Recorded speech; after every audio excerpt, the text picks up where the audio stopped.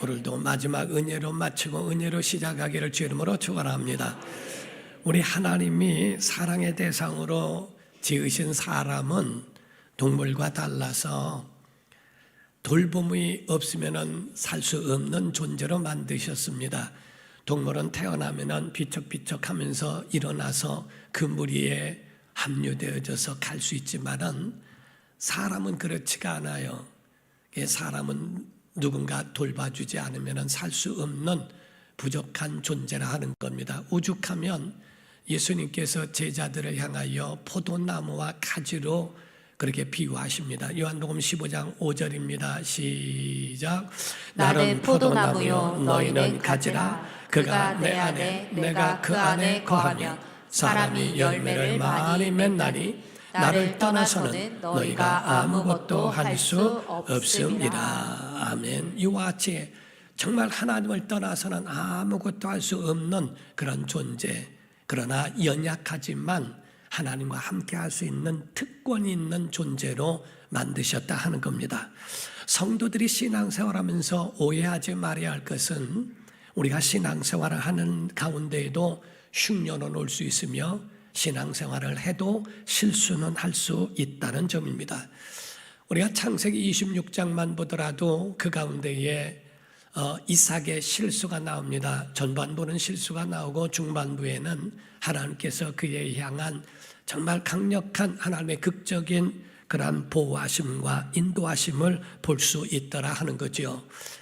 원래 창세기 26장 1절에만 보더라도 아브라함 때에 흉년이 들었는데 또 흉년 들었다고 이렇게 말씀을 합니다. 그러므로 인하여 이삭에게도 정말 흉년의 두려움이 오게 되었죠. 그때에 하나님이 그에게 용기도 주시고 약속도 주시고 하나님이 그에게 정말 격려하시는 말씀도 주셨습니다. 창세기 26장 2절 3절입니다. 시작. 여호와께서 이삭에게 나타나 이르시되 애굽으로 내려가지 말고 내가 내게 지시하는 땅에 거주하라. 이 땅에 거류하면 내가 너와 함께 있어 내게 복을 주고 내가 이 모든 땅을 너와 내 자손에게 주리라. 내가 내 아버지 아브라함에게 맹세한 것을 이루어 내 자손을 하늘의 별과 같이 번성하게 하며 이 모든 땅을 내 자손에게 주리니 내 자손으로 말미암아 천하 만민이 복을 받으리라. 아멘. 이와 같이 용기도 주시고 약속도 주셨건만 그런데 이 이삭은 그쪽으로 가지 아니하고 환경을 이기지 못하여 그랄 땅에 거주하게 되었더라고 말씀을 합니다. 그러다가 마침내 아내도 뺏길 뻔한 그런 실수를 범하기도 하죠. 그러나 하나님은 그의 약점을 호통을 치신 것이 아니라 돌보시고 보호하시며 그 극적인 도우심으로 건져주신 역사를 보게 됩니다.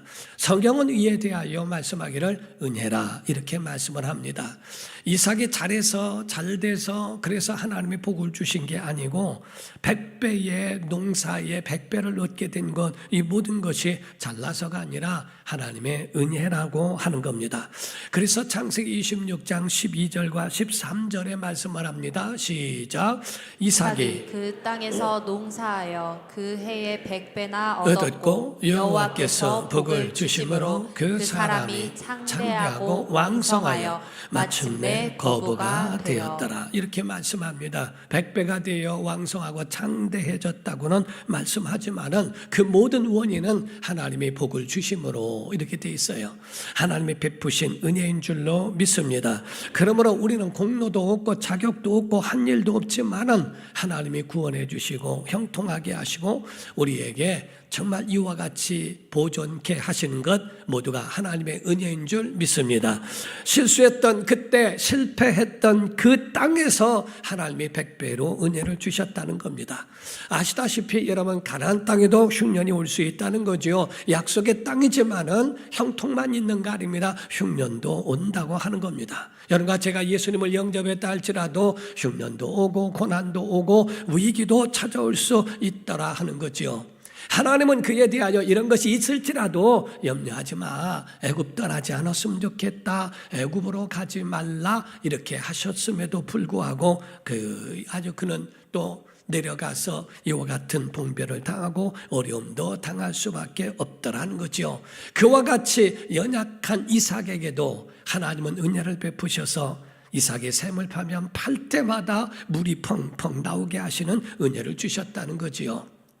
사랑하는 성도 여러분, 믿는 자들에게는요, 환난만 있는 게 아닙니다. 환난 가운데서도 살아날 수 있는 은혜를 베풀어 주십니다. 그래서 하나님은 환난 중에 은혜를 베푸시는 하나님이라고 말씀하고 있는 것도 그와 같은 겁니다. 신앙인들은 매일 당하기만 하고 양보도 하고 정말 이렇게 하다 보니까 망할 것 같지만은 그렇지 않다는 거예요. 하나님이 그 가운데서도 우리를 이끌어 주시고 인도하시는 하나님의 은혜의 손길이 있다는 거지요. 우리 시편 37편 23절에서 25절에 보면 시작. 여호와께서 사람의 걸음을 정하시고 그의 길을 기뻐하시나니 그는 넘어지나 아주 엎드러지지 아니함은 여호와께서 그의 손으로 붙드심이로다. 내가 어려서부터 늙기까지 의인이 버림을 당하거나 그의 자손이 걸식함을 보지 못하였도다. 아멘. 이와 같이 하나님이 그 걸음을 정하실 뿐만 아니라 나는 어려서부터 늙기까지 바로 의인이 버림을 당하거나 그의 자손들이 걸식하는 것을 본 일이 없다. 의인의 사람들은 결단코 넘어진다 할지라도 아주 엎드리지 않는다. 하나님이 그들을 붙잡아 주시기 때문이라 하는 겁니다. 여러분, 믿음으로 사는 사람들 결코 망하지 않습니다. 그를 믿고 의지하기를 주 이름으로 축원합니다. 우리가 그러면 마지막에 가서는 잘 먹고 잘 살으면 좋겠는데, 아니 여기서 끝났으면 좋겠는데 그렇지가 않아요. 우리가 옛날 얘기를 보게 되면 옛날 얘기는 이와 같이 이렇게 해서 그들이 잘 먹고 잘 살았고 평안하게 살았다. 이게 끝이에요. 신데렐라가 왕자님을 만나서 평안히 살았더라. 이렇게 끝납니다. 그러나 우리의 현실은 옛날 얘기와 같지 않다는 겁니다. 형통만 있으면 얼마나 좋겠어요. 그러나 형통으로만 펼쳐지는 것은 아니라는 거지요. 요셉이 해와 달과 별들이 그에게 엎드려 절하는 꿈을 꾼 다음에 팔자가 늘어졌습니까? 다 잘 됐어야 되는데 그렇지가 않다는 거예요. 다윗이 사무엘이 자기 집까지 찾아와서 자기를 멀리 있는 자기를 끌어내서 자기 집으로 인도하여 그 가운데에 기름 부음을 받았으면 잘 돼야 될 텐데, 그런데 그의 앞날은 그렇게 잘 되는 것만 되지는 않더라는 겁니다. 인생이라고 하는 것들은 다 굴곡이 있어서 높을 때가 있고 낮을 때가 있고 힘들고 어려울 때도 같이 동반한다고 하는 거죠. 그러므로 여러분과 저는 변하지 않는 분명한 복을 소유해야 합니다. 그것은 다른 것이 아니라 임마누엘 복입니다. 하나님이 우리와 함께 하시는 복인 줄 믿습니다. 성경 마태복음 1장 23절에 말씀했어요. 시작. 보라, 처녀가 잉태하여 아들을 낳을 것이요 그의 이름은 임마누엘이라 하리라 하셨으니 이를 번역한즉 하나님이 우리와 함께 계시다 함이라. 아멘. 하나님이 우리와 함께 하시는 복이 가장 큰 은혜인 줄 믿습니다. 그러므로서 이삭에게도 하나님이 밤에 나타나셔서 하신 말씀이 나와요.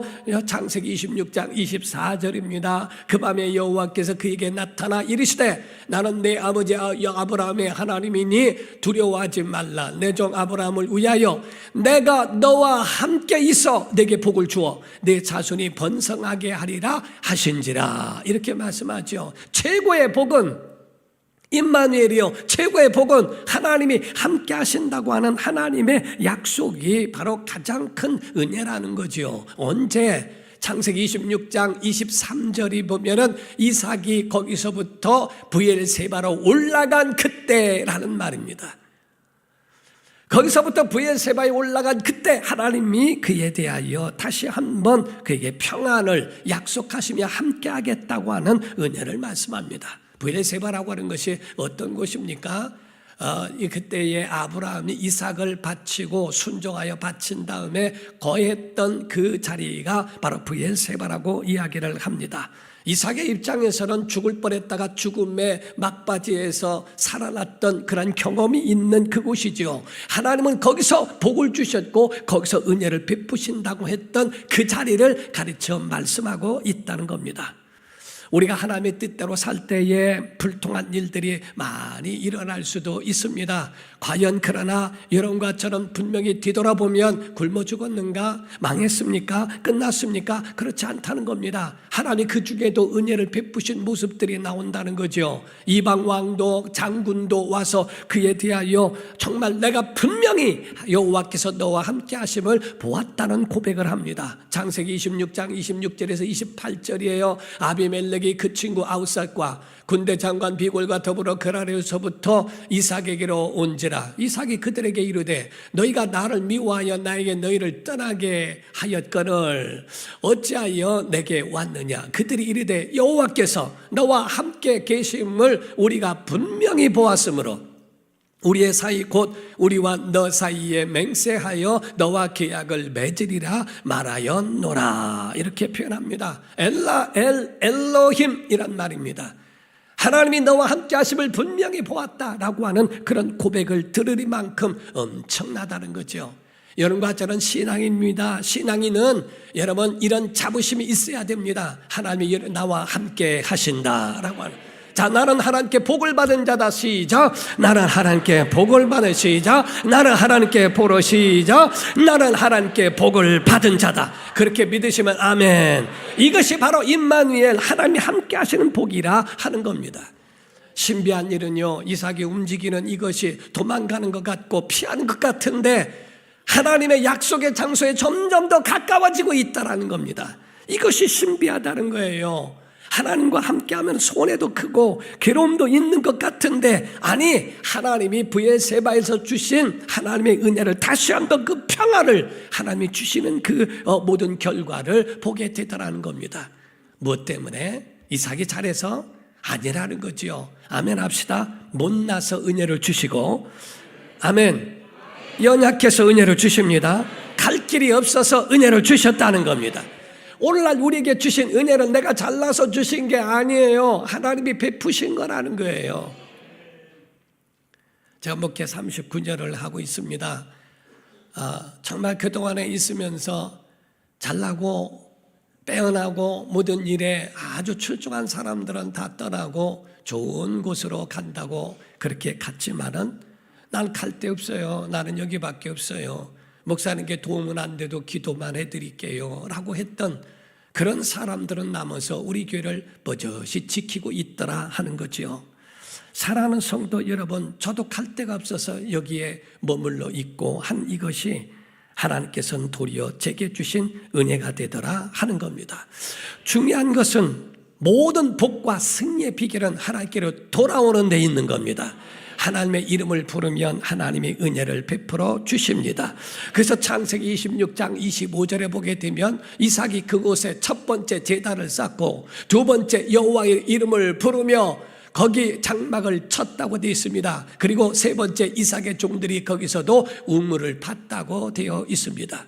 첫 번째가 제단을 쌓았고 두 번째 여호와의 이름을 부르고 거기에 장막을 칠 뿐만 아니라 세 번째는 거기서 그 이후에 우물을 파는 일들을 했더라 하는 거지요. 이때 하나님의 이름을 부르면서 놀라운 이삭에게 반전이 일어납니다. 다른 것이 아니라 이삭의 하나님으로 변화되는 순간이 되었다는 거죠.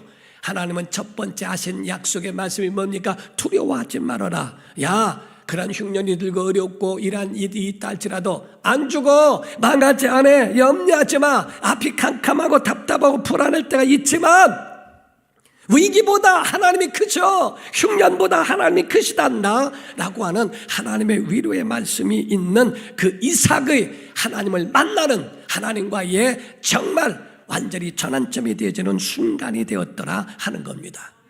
사랑하는 성도 여러분, 그림의 떡이라는 걸 아십니까? 그림에 아무리 먹음직스러운 음식이 있다 할지라도 전혀 그것은 나와 상관이 없는, 나를 배부르게 할 수 없는, 현실적으로는 상관이 없어요. 우리가 종이 속에 있는, 종이 속에 계신 하나님, 역사 속에 계신 하나님, 과거 속에 계신 하나님, 그 하나님이 여러분과 어떤 관계가 있습니까? 어떤 이런 예화가 있습니다. 어떤 남편이 퇴근하고 돌아와서 배가 고파서 부엌에 들어갔대요. 그랬더니 그 부엌에 아내의 쪽지가 하나 있더랍니다. 그래서 그 쪽지를 봤더니 거기에 다른 말이 아니라 여보 나 외출했어요. 당신 식사는 요리책 25페이지를 찢어 잡수세요. 요리책 25페이지에 있는 거 찢어 잡숴봐야 무슨 소용이 있느냐 하는 겁니다. 여러분, 이삭에게도 마찬가지예요. 조상의 하나님, 성경 속의 하나님, 설교 속의 하나님, 과연 그 하나님이 여러분과 어떤 관계냐 하는 겁니다. 지금까지 이삭은 아브라함의 하나님만 생각을 했어요. 그러나 이제는 자기 하나님이 됐다고 하는 겁니다. 저는 신학교 때에 카타쿰이라고 하는 기도실이 있었습니다. 그 기도실에 들어가면 불을 켜면 물론 환한데 대부분의 기도를 하기 위해서 불을 끄고 기도를 하고 기도 소리만 팍 나는 소리가 있어요. 기도하는데 그 안에서도 기도방이 또 다시 있어요. 다락 같은 데가 있는데 거기서 저는 기도하기를 좋아했어요. 혼자 그 위에 올라가서 막 기도를 하는데 밑에서 기도하는 한 사람의 기도 소리가 들리더라고요. 근데 그 기도 소리에 이스라엘의 여호와야 하고 하는 소리를 들었어요. 근데 문득 그 생각이 들더라고요. 이스라엘의 여호와가 무슨 상관이 있을까? 이스라엘의 여호와여 하고 소리를 지르는 그 소리를 들으면서 이스라엘의 여호와가 우리와 무슨 상관이 있을까? 오늘날 신앙생활할 때도요 마찬가지라는 겁니다. 아브라함의 하나님, 그분이 나와 무슨 상관이 있냐는 거지요. 교회 안에서도 수십 년을 신앙생활한다 할지라도 그 가운데 많은 사람이 갈등을 느끼는 게 뭔지 아십니까? 그 하나님이 누구신데, 그 하나님이 나와 무슨 상관인데, 그분을 만나지 못하면 여전히 목사님의 하나님이 되고 여전히 성도들 아버지 어머니의 하나님 되지 내 하나님은 아니더라 하는 겁니다. 저는 목사님들 모임 가운데에 특별히 기억나는 분이 하나 있어요. 그분이 개척 때 얼마나 힘들던지 기도하면서 하나님 앞에 그랬대요. 하나님을 나의 하나님이 되기 전이겠죠. 하나님, 나의 장인어른 그랬다는 거예요. 왜냐하면 사모님의 기도는 하나님이 잘 들어주시는 것 같은데 본인의 기도는 안 들어주는 것 같아서 하나님, 나의 장인어른이요 이렇게 했다고요.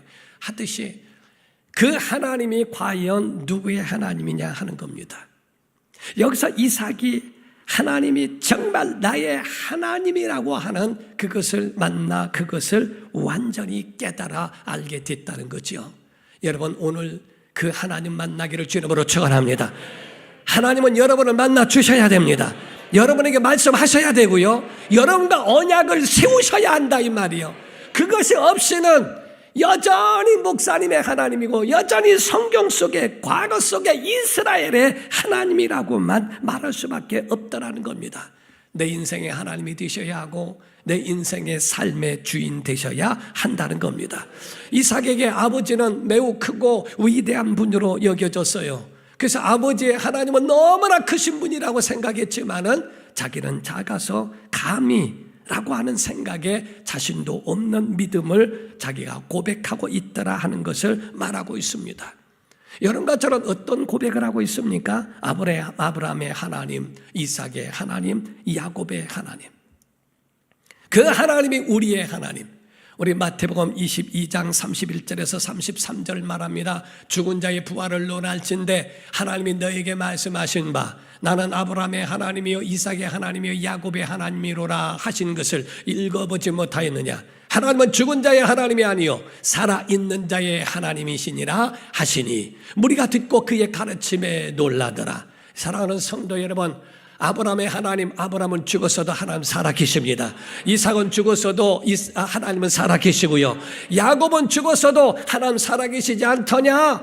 그 하나님이 우리의 하나님, 믿음이 살아있는 자의 하나님, 그 하나님이시라고 선포하는 것과 같습니다.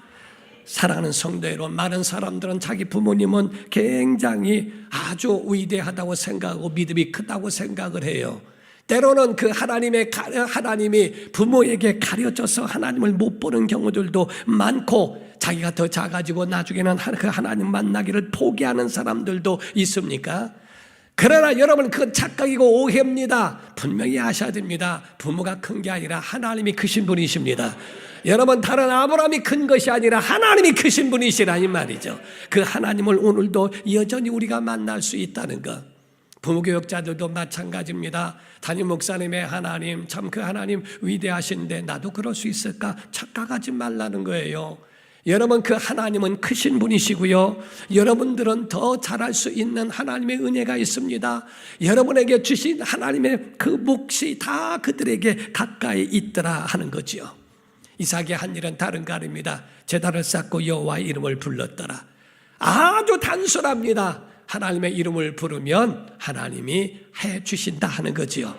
로마서 10장 11절 13절입니다. 시작. 성경에 이르되 누구든지 그를 믿는 자는 부끄러움을 당하지 아니하리라 하니 누구든지 주의 이름을 부르는 자는 구원을 받으리라. 아멘. 주의 이름을 믿는 자들에게는 부끄러움을 당하지 않게 하시며 주의 이름을 부르는 자들에게는 구원을 베풀어 주시리로다, 이렇게 말씀하죠.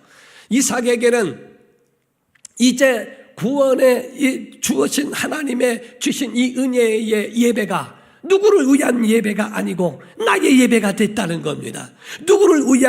누구의 하나님을 위한 예배가 아니라 내 하나님을 향한 예배가 되어졌다 하는 거죠. 여러분, 이방 왕도 장군도 와서 고백하며 그런 말을 하는 이유는요, 이삭의 복의 근원인 걸 알았기 때문입니다. 여러분과 저는 잊지 말아야 됩니다. 여러분 때문에 교회가 제정도 세워지고 여러분 때문에 교회가 세워졌다 착각하지 마십시오. 여러분, 교회 때문에 여러분이 복을 받은 겁니다. 하나님 때문에 우리가 복을 받은 것이지 우리 때문에 교회도 이렇고 저렇고 하는 거 아닙니다. 하나님이 하셨기 때문입니다. 정말입니다. 나는 포도나무여 너희는 가지니. 나무가 가지를 살리는 거지 가지가 나무 살리는 거 아니에요. 많은 사람이 착각하고 있어요. 내 헌신과 내 능력과 내 모든 것들에 대한 모든 피와 땀과 이런 모든 것 때문에 있다고 생각하지만, 물론 이삭이 브엘세바로 올라간 것도 있지만 복을 주시는 것까지는 자기가 만드는 건 아닙니다. 하나님이 하시는 겁니다. 어떤 장로님이요, 간증한 그 간증이 있습니다. 6.25 직후에 공장을 운영을 했는데 공장 부지가 나서 그것을 옮기려고 모은 돈을 찾아왔다는 겁니다. 은행에서 찾아와서 이제 그 부지의 땅을 계약하기 위해서 계약자를 기다리고 있는데 똑똑 소리가 나서 문을 열었더니 그 계약하는 사람이 도는 게 아니라 강도가 돌았더래요. 강도가 돌아서 하는 말이, 은행에서 돈 찾는 거 봤다. 돈 내놔라. 만약에 10원이라도 빼게 되면 내가 너를 오늘 죽이겠다 하더랍니다.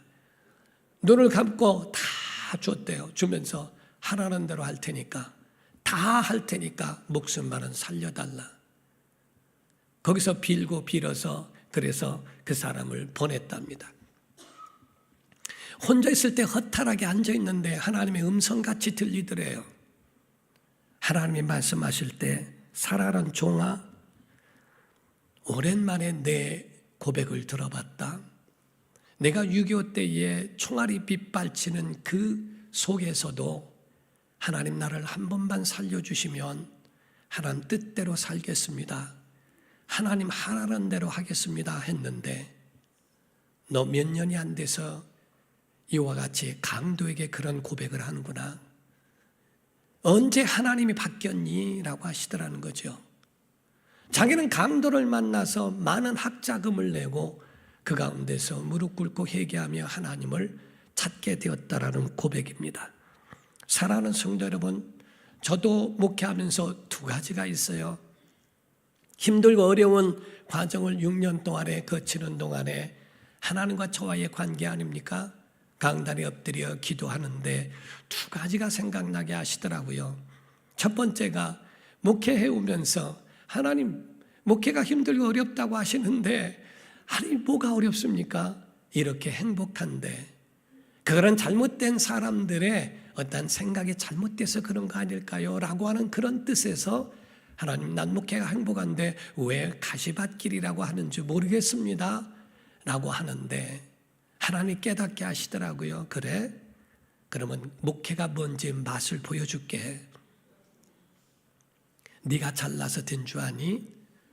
내가 베푼 은혜야 라고 하는 것을 깨닫게 된 것과, 두 번째로는요, 제가 신임하고 맡기면서 큰 일을 할 때에 거기에다가 자꾸 나갈 때마다 서류를 떼오라 그러니까 할 수 없이 그 서류를 떼서 그 주면서 인감증명, 인감도장, 신분증까지 주면서 이거를 주면서 저는 그냥 지나가는 말로 한 거죠. 하나님 같이 믿은 거는 아니었습니다. 근데 말을 이렇게 했어요. 이 모든 것을 준 것은, 그거는 믿고 주는 건데 허튼 데 쓰지 마. 내가 죽고 사는 것은 내게 달렸다. 이렇게 표현을 했어요.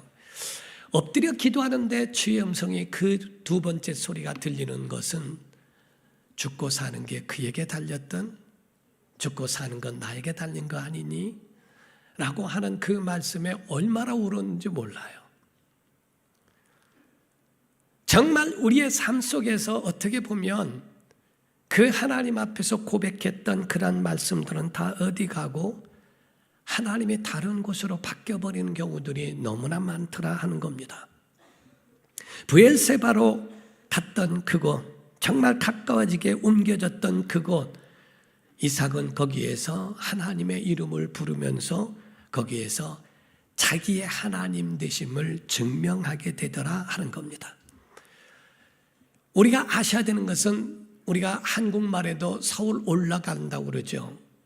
지형은 높은데 서울에 갈 때는 올라간다고 합니다. 상경한다고 합니다. 지방에는 내려간다고 합니다. 르호봇에서 브엘세바는 내려가는 곳이지 150m나 지형이 내려가 있는 곳이지 올라가 있는 지형은 아니거든요.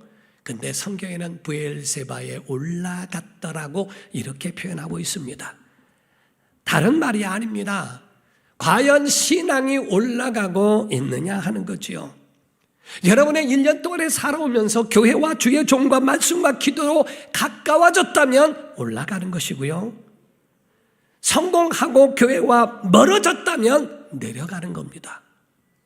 병석에 누워 있어도 회개하고 기도의 끈을 붙잡고 있었다면 올라가는 것이고요, 실패했어도 또 기도의 자리에서 끝까지 그 자리를 지켰다면 올라가는 것이지만은, 여러분들이 성공과 이런 모든 자리에 있다 할지라도 여러분이 예배를 잃어버렸으면 내려가는 거라 하는 겁니다. 오늘 여러분이 실패했어도 힘들어도 고난이 왔어도 오늘 예배 자리에 온 것 올라오는 줄로 믿습니다. 여러분, 모든 것 하나님의 은혜입니다. 하나님께로 나아가야 합니다. 여러분 속에 있는 모든 것 정말 하나님께 내려놓고 브엘세바로 올라가듯 예배로 올라가고 신앙으로 올라가는 복된 신앙 되기를 주 이름으로 축원합니다. 야곱에게는 베델로 올라가라 하나님 말씀하셨고, 야곱은 베델로 올라가서라고 되어 있습니다.